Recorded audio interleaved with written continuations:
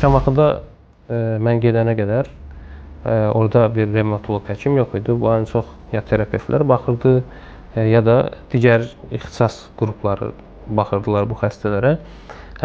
Fəsadları nə idi? Çünki o xəstələr düzənli kontrollara getmirdilər və yaxud da düzənsiz olaraq, nəzarətsiz olaraq steroid qəbul edirdilər.